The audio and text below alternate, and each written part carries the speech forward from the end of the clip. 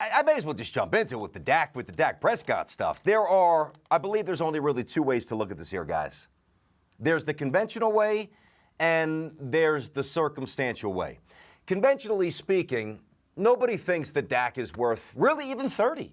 I mean, if you want to frame it that way. You know, certainly not 30 as per the reports that Dallas is offering him, and certainly not 40 as per the reports of what his counter was to Dallas's initial offer of 30. It's not worth it. You know, he's not a top 3 quarterback. He's not a top 5 quarterback. He's not a top 7 quarterback. I don't even think he's a top 10 guy. That's the conventional way of looking at it. But that means nothing in the modern NFL. You have to look at the circumstances. And there's two things that jump out here. Here's why he's going to get paid and get every penny.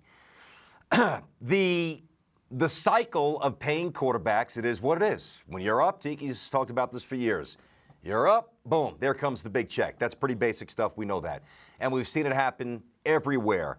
And really to quarterbacks who are good, but not necessarily great, like an Eli, like a Joe Flacco. And then, of course, there's the other end with the Russell Wilsons, the Aaron Rodgerses. Derek Carr, I would say, would fit into the former category, more so with Eli and Flacco versus the other, top 3, the Breezes and Brady's obviously different. I don't know what he's there.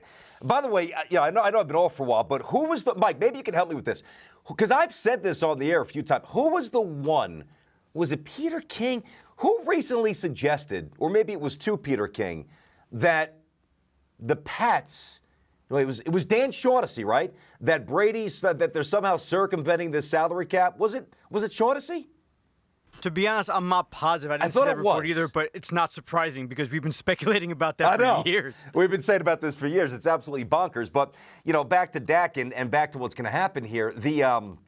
The circumstances based on the cycle of paying, that's obviously pretty basic stuff. I don't need to harp on that. The other circumstances, and this is where it gets a little tough to fully identify what's going to happen and maybe more specifically when it's going to happen. Number one, Dak is playing catch up. He's made peanuts, so he's going for the throat. Number 2, he's got something in his back pocket that not every quarterback has when they're about to get paid. Actually, he's got 2 things in his back pocket. He's got Jerry Jones's age / desperation to win. You know he's going to play off that. What, is Jerry going to let him go? No. Obviously, it's going to get done. And the other aspect here is that this tsunami of big contracts all coming up at once, Dak is saying, hey, you know what? It's a little sloppy in here, boys. We can settle this quickly on my end. Just give me $40 million. We'll call it a day. So he's obviously not going to get the $40 million. But I think, and this bothered me. I got back to my hotel yesterday, and, I listened to all the commentary and everybody trying to weigh in on, really a lot of social media criticism I thought was largely unjustified because I think a lot of people lost the nuance of the negotiation process. And I understand the world we live in. You got to have a hot take. You got to be polarizing. You got to put out something immediately that is going to get people to react to you. I get it. I'm not immune to it. Tiki's not immune to it. This is what we do for a living, all right? But you still have to be sensible, and you still have to read the room a little bit here. To criticize Dak for being greedy or being irresponsible, for reportedly, by the way, hasn't been fully documented, fully proven, for asking for $40 million, it's irrelevant. He's not getting $40 million, just like he's not getting 30. He's probably getting 32, 33, 35. Hey, listen, we can debate a couple of things here on the show pertaining to Dak Prescott's situation. We can debate whether or not Dak Prescott is truly the quarterback who will lead Dallas to a Super Bowl. We can have that conversation. Is he clutch enough? Is he good enough? Is he efficient enough? What is he without Zeke? I mean, is Zeke, if Zeke holds out, if Zeke pulls a bell, which he won't, but if Zeke, God forbid, gets hurt and things are really, really, shuffled differently without Zeke, Alfred Morris is fine. He's not Zeke, as we know.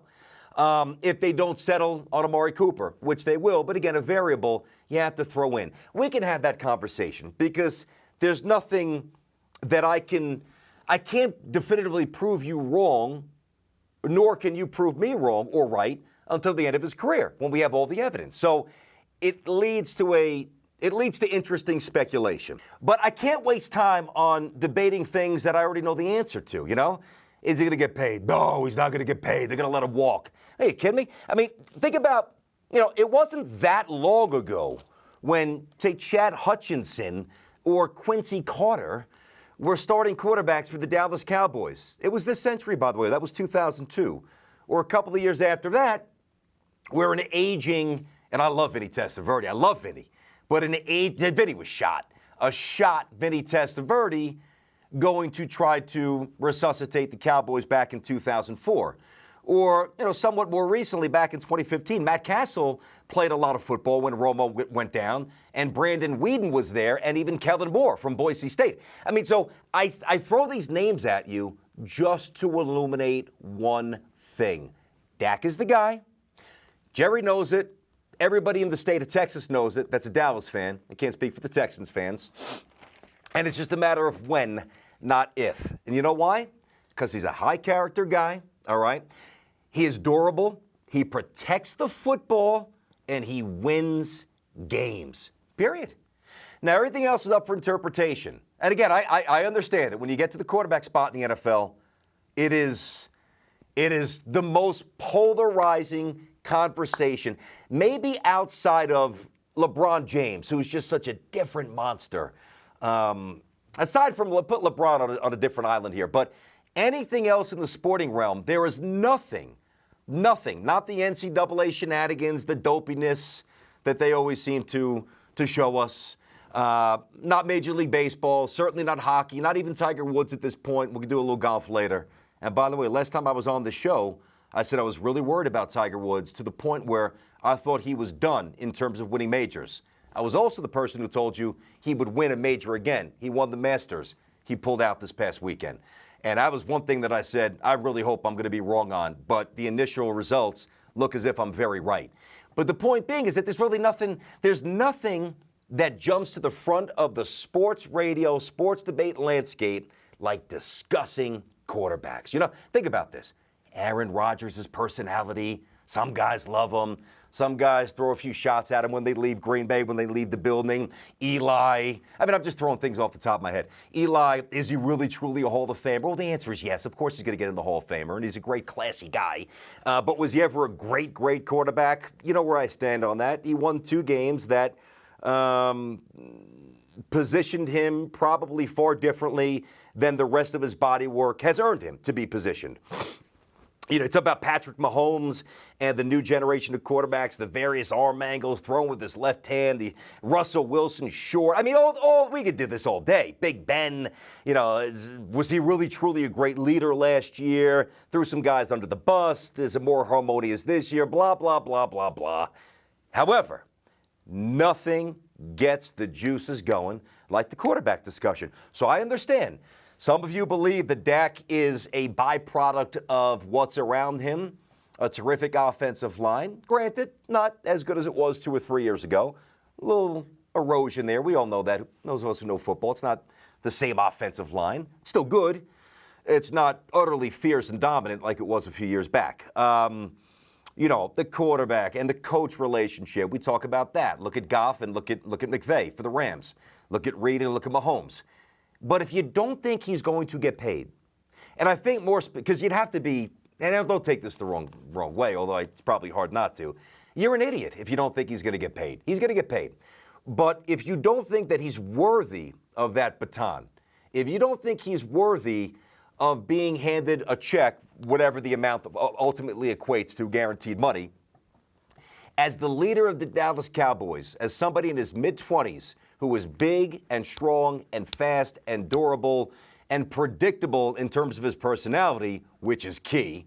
You want that from your quarterback. You want the same guy. I don't care if the wide receiver's a little wacky or the quarterback chirps. The quarterback rolls into the building every day. He's got to be the same guy. And that's partly, back to Eli, that's partly what has made Eli so respected. And that's why he's garnered the respect, never wavered, even at the end with all the nonsense, with Coughlin at the end and Beckham, straight, steady, classy, the guy, all right? The voice of the franchise. And that's Dak Prescott. I'll be honest with you, there was a point where I wasn't really sold. I'm like, what does this guy really do well? He doesn't have a rocket. He doesn't throw a great deep ball. I haven't really seen him go into an opposing venue and when the running game is completely shut down, he goes for 390 and he throws it 48 times and 4 touchdowns, and they win solely because of him, like all the other great ones. Now we know who they are. Don't need to rip through the names. But I almost don't think it really doesn't matter anymore because anybody that wins games in the NFL that is under center has weaponry, has a coaching staff that has properly insulated them. There's continuity with the staff. There's continuity with the system. Like, I think we try to reinvent the wheel with quarterback stuff. It's really not that hard.